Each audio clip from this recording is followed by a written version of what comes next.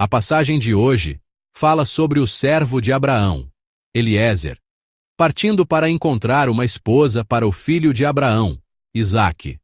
No texto de ontem, Abraão pediu a Eliezer que não escolhesse uma esposa dentre as filhas dos cananeus, mas que fosse à sua terra natal e aos seus parentes para trazer uma esposa para seu filho Isaque.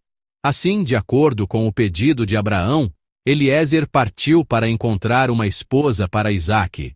Podemos ver na passagem de hoje que o processo de Eliezer encontrar Rebeca, que se tornaria a esposa de Isaque, ocorreu sem dificuldades, de forma tranquila.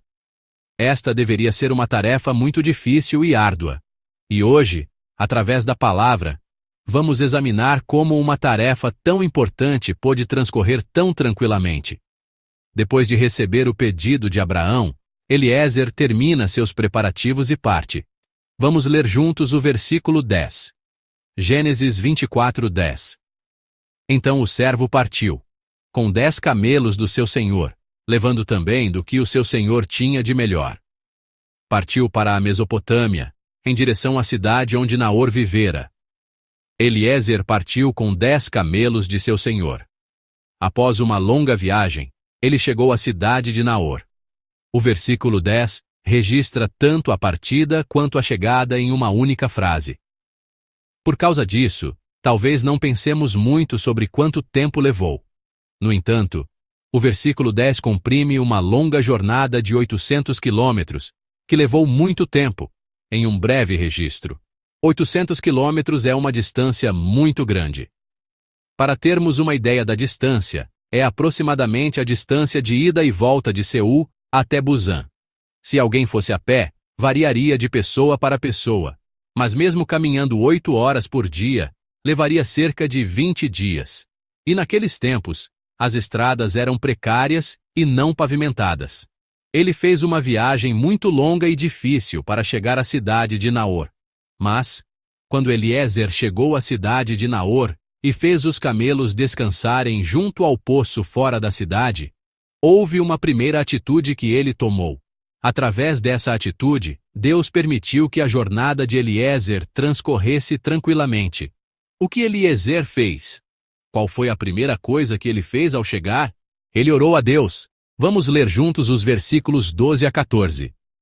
Gênesis 24, 12, 14. Então orou: Senhor Deus do meu senhor Abraão, dá-me neste dia bom êxito, e seja bondoso com o meu senhor Abraão. Como vês, estou aqui de pé junto a esta fonte, e as filhas dos homens desta cidade estão vindo para tirar água.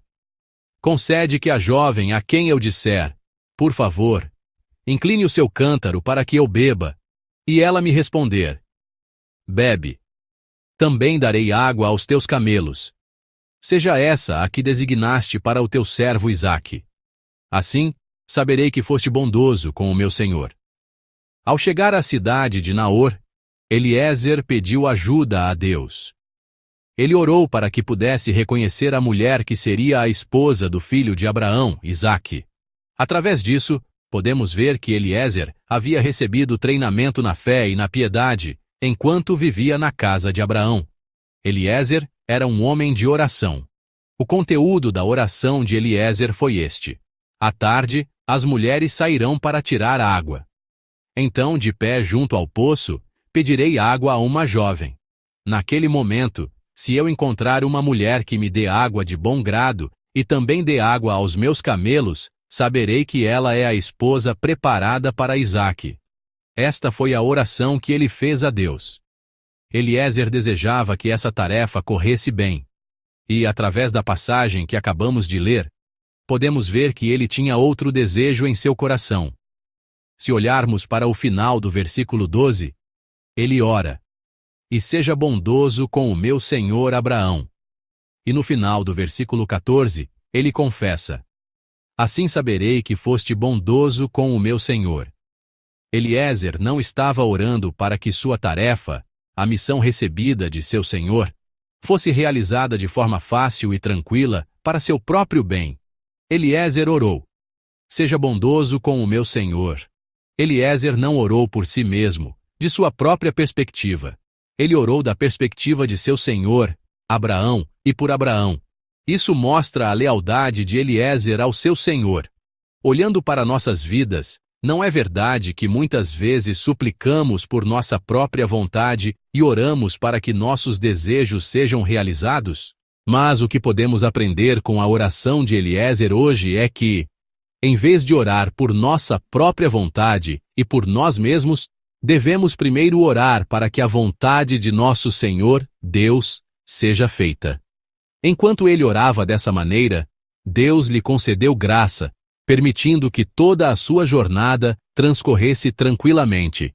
Se queremos que nossas vidas sejam tranquilas, se queremos que todas as nossas orações sejam respondidas, eu os abençoo em nome do Senhor, para que todos nós possamos ser pessoas que primeiro oram pela vontade de Deus, em vez da nossa.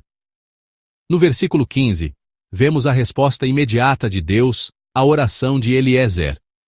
Vamos ler juntos o versículo 15. Antes que ele terminasse de orar, surgiu Rebeca, filha de Betuel, filho de Milca, mulher de Naor, irmão de Abraão, trazendo no ombro o seu cântaro. O versículo 15 começa dizendo, antes que ele terminasse de orar. Em outras palavras, antes mesmo de terminar sua oração, uma jovem se aproximou. Antes mesmo que a oração de Eliezer por uma jornada tranquila terminasse, Deus fez com que Rebeca, que ele havia preparado como esposa de Isaque, viesse ao poço. Assim como havia orado a Deus, Eliezer foi até Rebeca e pediu um pouco de água. Rebeca lhe deu água de bom grado. E depois que Eliezer terminou de beber, ela disse que também tiraria a água para os camelos até que eles bebessem o suficiente. Naquela época, havia 2 tipos de poços na região da Palestina, aqueles de onde se tirava água subterrânea e cisternas que coletavam água da chuva. Esses poços geralmente ficavam perto de riachos, portanto, era preciso descer até onde estava o poço. Não era um terreno plano. Era preciso descer e depois subir uma encosta. Rebeca deu água a Eliezer. Mas ela também deu água aos camelos. Quantos camelos havia? Não 1 ou 2, mas 10 camelos. Isso exigiria pelo menos 10 viagens. Sabemos que os camelos são animais que não bebem água com frequência, certo? Mas quando bebem uma quantidade enorme de água. Ela provavelmente teve que fazer não apenas 10, mas dezenas de viagens de ida e volta ao poço. Rebeca deve ter ido e voltado ao poço continuamente, sem descanso, para dar água suficiente não só a Eliezer, mas também aos camelos. Observando-a, Eliezer não teria pensado: ah, esta é a mulher. Ele teria se convencido de que era ela. Mas ainda havia mais uma coisa a confirmar. Ele precisava confirmar se essa mulher era parente de Abraão.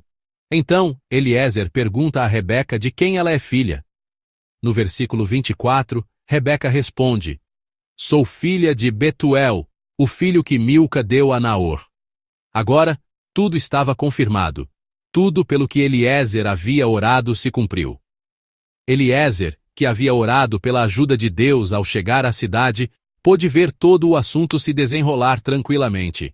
E os versículos 26 e 27 o registram dando graças e adorando a Deus.